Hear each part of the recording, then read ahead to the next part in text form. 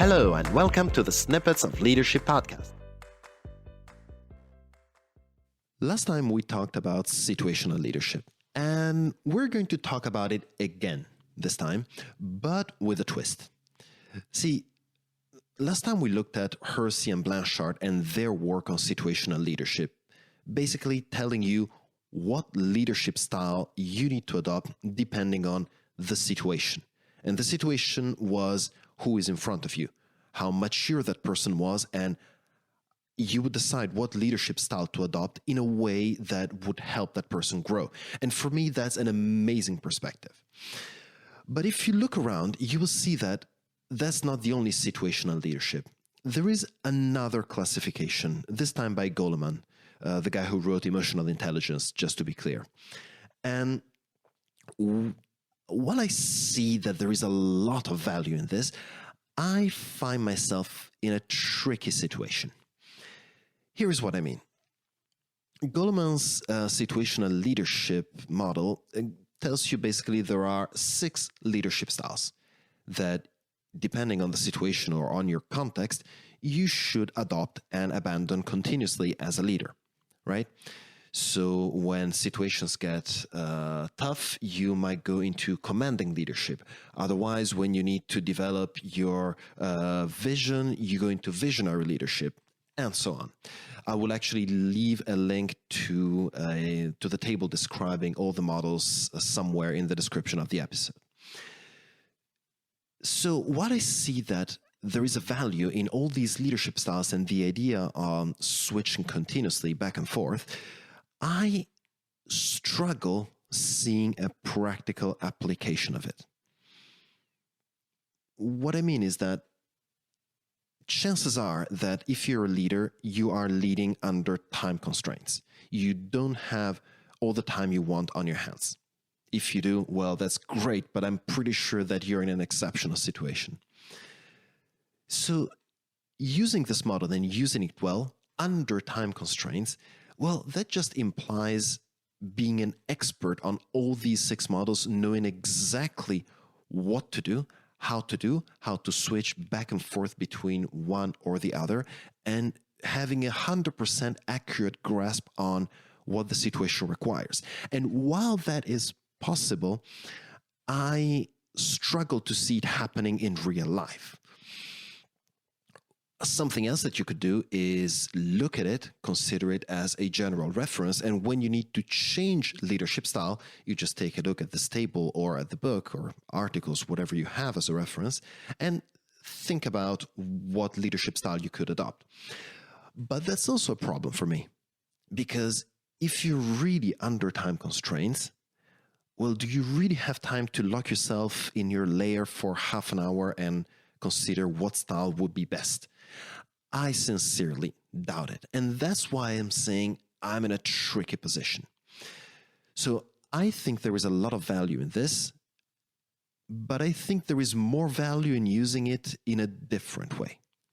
So instead of using it as a guide on what you should do, use it as a way to inform yourself about your own leadership style. What I found helped me a lot is looking at it and seeing what resonated with me. So if I sit down and look at these 6 leadership styles, I know that my immediate connections are coaching and commanding. Basically, whenever there is a crisis, whenever I need someone to be on top, I adopt a commanding leadership style by default. I become a tyrant. I demand that everything is done exactly as I do. I monitor the process. I monitor how things are done. I want results, and people don't need to discuss with me.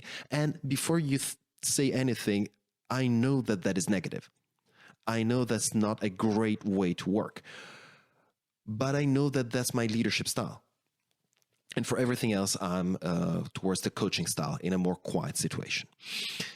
Basically, what this tells me is it helps me understand more who I am as a leader. If I know that I continuously oscillate between those 2 styles, I know what I can reasonably expect the effects of my behavior are on my team. I know that probably after a crisis where I've been a dictator, I need to do something else to regain their trust, to counterbalance, to offer something else that would limit the damage I've created. Or if I switch back to coaching style, I need to double down on it for the same reason. It's not ideal. I'm not saying any of this is ideal, but if I take a good hard look at this table, well, more or less this informs me more about who I am. And it also gives me a good reference to find a direction. If I know that those two styles are my default, and neither one is working, then I can think about maybe I need to change leadership style. And in that case, I have 4 other options. So I'm not suggesting you use it as a reference as a guide on what you do step by step, but as a general reference to understand more about who you are as a leader, how you behave, where your leadership styles are best adapted to, and what the consequences on your team might be.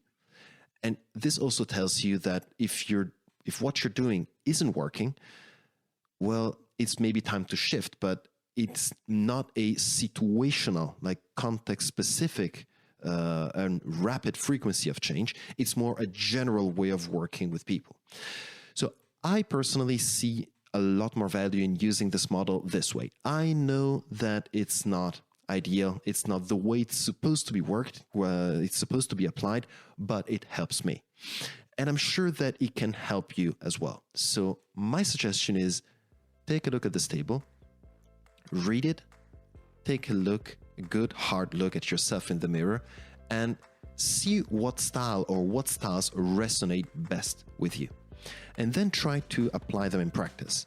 See how they work for you. Once you do, I'm pretty sure that this will help you understand more about your behaviors and how your team reacts to you. Thank you for listening. My name is Edoardo Binda Zane from EBZ Coaching. I'm a leadership and communication trainer and consultant.